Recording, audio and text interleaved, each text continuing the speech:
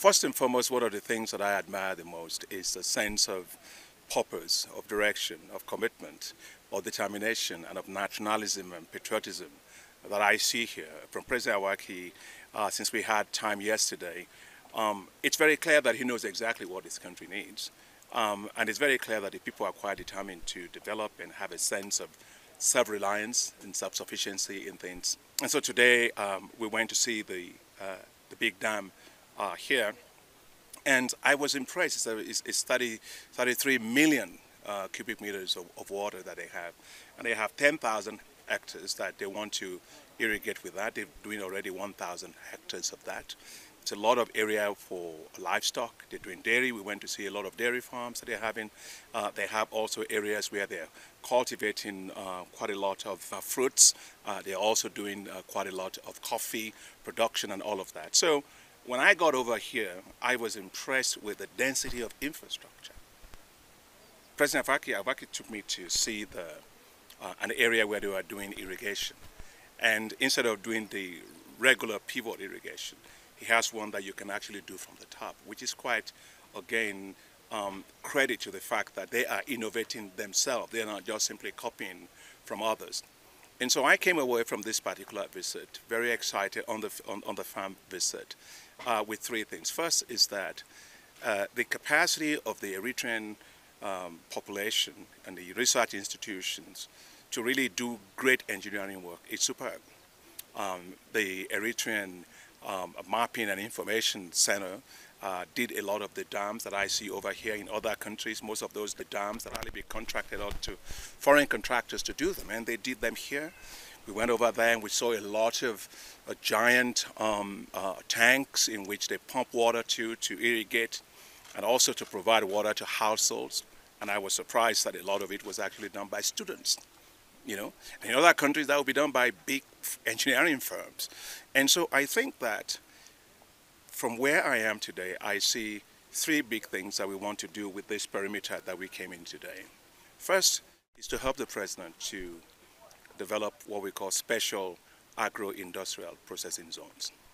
And that will mean that we will be able to build on the infrastructure that has been done over here, bring in support to develop food and agricultural businesses that can process food, that can process packaged food, that can package fruits, that can do horticulture production, and why not even a production of floriculture, flower production here for regional markets and for export markets.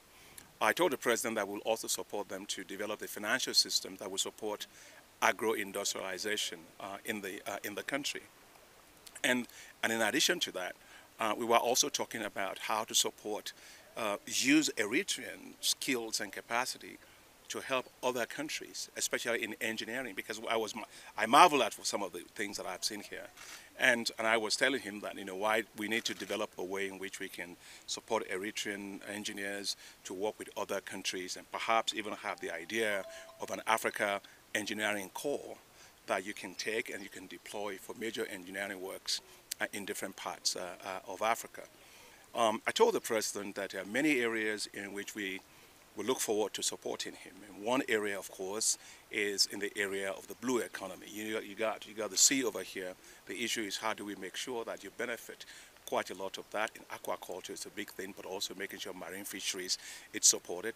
We have had a project here in the past, which is on fish marketing infrastructure project, and we're trying to see how we can revive and revamp that project that will, you know, very quickly benefit the population.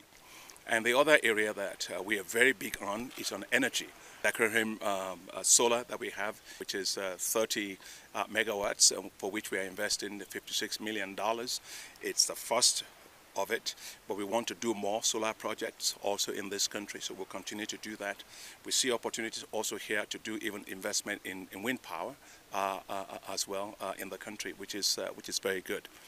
All in all, I would say this about what I've seen in Eritrea. First, the president's passion is infectious.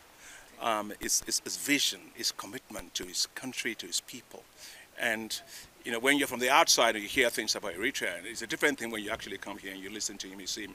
I mean, he's been with me literally all day here on field trips, and we've gone everywhere. I admire his vision, his determination, to really have an emancipation of its own people.